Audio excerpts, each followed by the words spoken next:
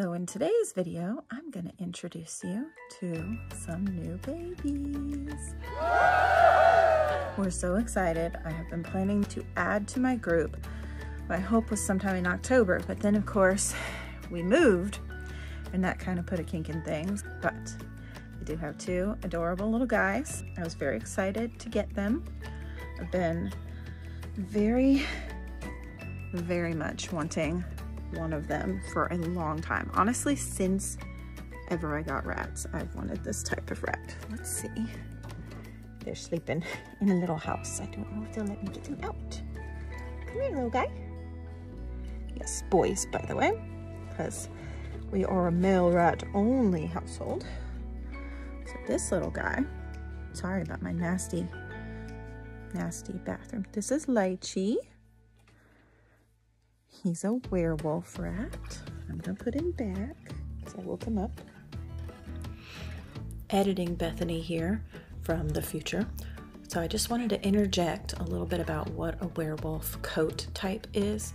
Lychee's coat type is different than a double Rex, which is sometimes referred to as patchwork. Lychee is werewolf / true patchwork. Once upon a time, a lot of breeders were calling double Rex patchwork because the fur would grow in patchy sections like a quilt. Well, with Lychee's type of rat, the coat doesn't stay the same. It changes throughout his life. We've had him almost 3 weeks now, and it's actually already changed a full time, and it's midway to another change. And he also looks completely different from the photos when I picked him out from the breeder. So it continues to molt and then regrow. And the thing that's kind of unique about him, and one way to spot a werewolf / true patchwork versus a double Rex, is that double Rex coats don't change that much. They may shed a little bit here and there and become more patchy, but Lychee and other rats of his type will actually completely lose the fur and regrow it in these symmetrical patterns. And I'm gonna throw some photos up as I'm talking about this so that you can see what I'm talking about. I share some from some breeders who breed werewolves as well.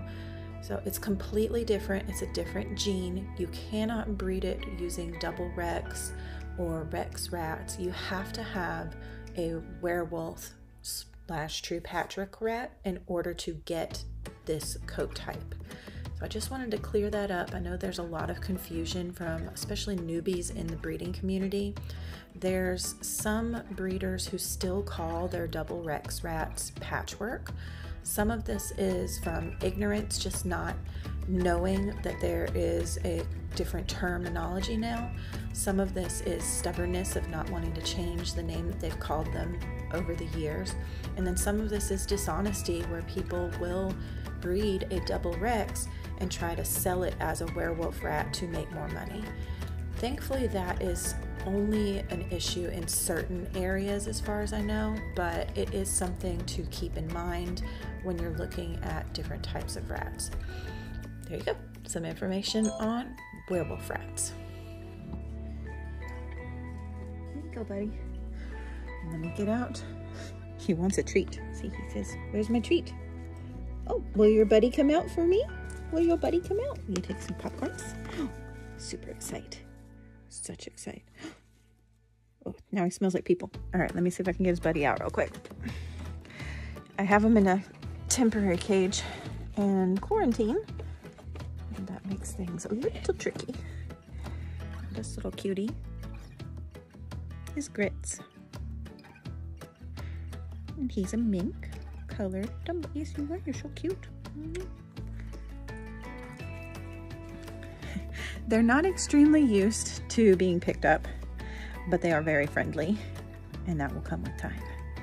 Right now, oh, hold on.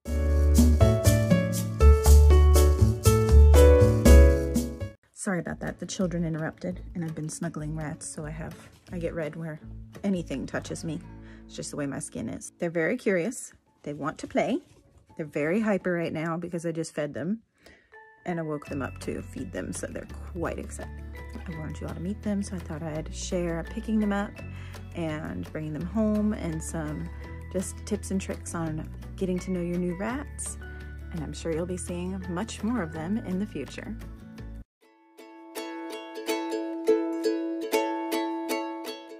So here I'm setting up the bin cage for the babies. I did it very sparingly. I'm showing you the clips that I'm using. I found that this method works the best for hooking things to hardware cloth on the sides of a bin cage. And I didn't put a whole lot in because I had a box downstairs I wanted to add in for an extra hide, but I just threw in some chew toys, the wheel, the hammock, and I added a bunch of little jingle balls. All right, that's it. Today's the day I'm going to pick up Brattos. I'm staying with my brother and sister-in-law, and I will be going at around 12 o'clock to get the boys. I'm very excited.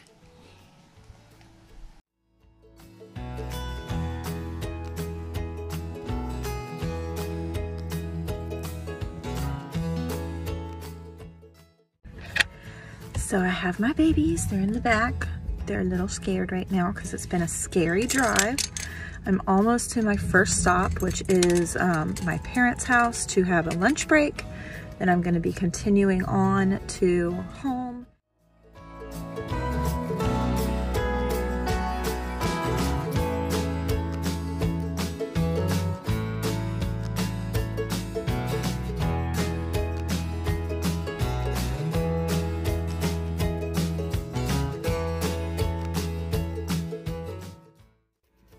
You can actually interact with your new rats from the very first moment that you bring them home.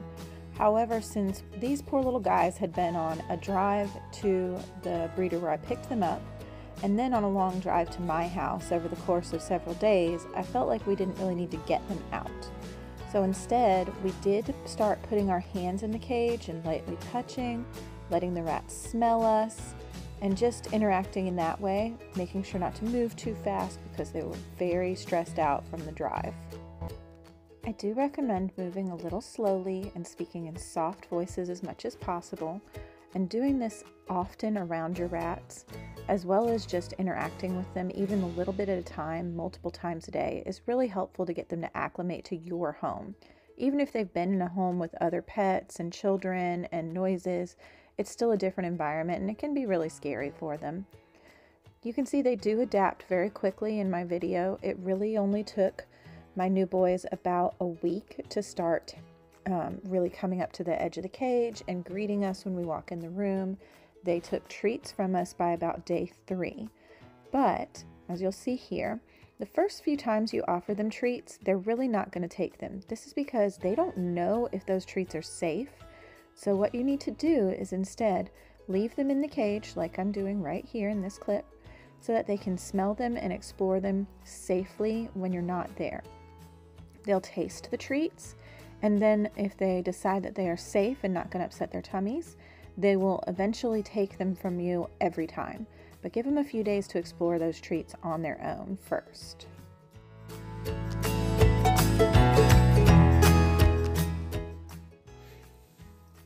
So I'm sitting in my closet with the babies.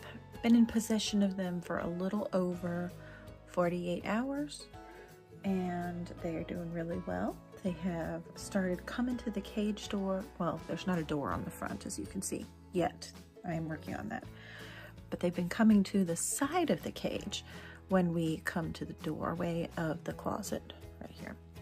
And they have been taking Cheerios from me today, which is very exciting. They're still not real thrilled with me picking them up. That's fine, and honestly, that takes time for any rat.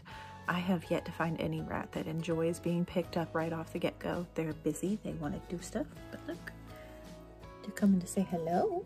Yeah, they're not scared anymore. And little Gritz just took his first Cheerio from Mommy, which was very exciting. They love to run on the wheel, as you can see. Look at him go. Yeah. There's a good baby. Lychee. Come here. Come here. Come here. There we go. So they're taking treats. This is good progress. What did you do with it? He came back. He wants more. Did you need another one?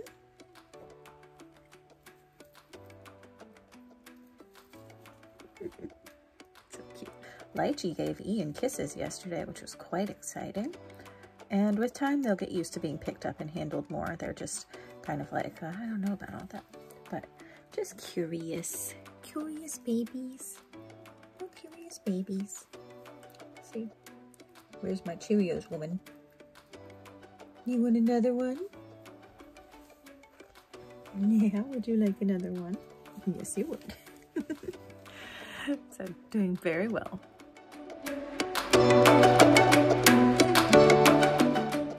Because it's new being in a playpen. They may be too busy. Baby? There's a baby. Where is it? Oh, no, he doesn't. I'm an undernourie. You can touch him, you can pet him. You can get a haircut on my toes. You can even pick him up if you want. I can feel his body heat. And he's very warm, isn't he? Yeah. Okay, but we don't want to encourage him to jump because he's very little. Touch baby by your ankle.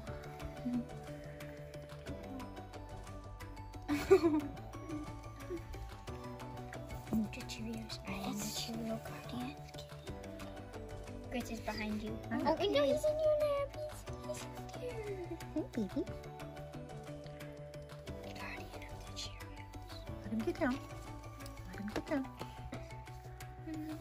He's like, I'm not so sure about this.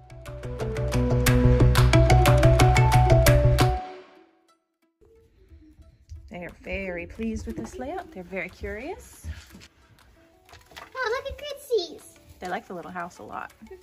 And I really want to hold Gritz. I know, but I'm getting ready to turn on the vacuum and they're probably going to run inside. We'll see.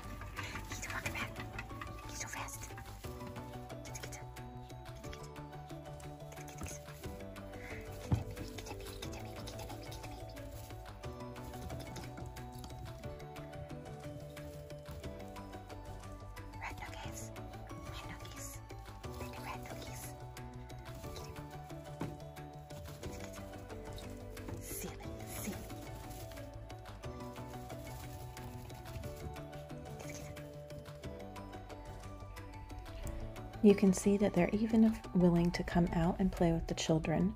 They're not as scared, they're outgoing. And this was all just us giving them a little time to adjust to us, to the sounds in our house, and the way we play with them. It really didn't take them very long. If you think about it, 2 weeks is really a very short time for them to adapt and to realize that we're just as friendly as the people who they were with before. You can see that they are not scared at all of Ian. They have learned that his bathrobe is the most soft and cozy place to play and snuggle, and they will willingly climb in it. I'm kind of jealous they don't like my bathrobe nearly as much. Ian is truly the rat whisperer. But they both really enjoy playing with people, and I just am so excited to integrate them in with the big rats in a week or so. My home is pretty loud. My kids are pretty loud. So I always expect there to be an adaptation process, and how long that is varies on each rat. Just give your rats time, and I promise they will come around to your home and your family life too. Thanks for watching. Bye.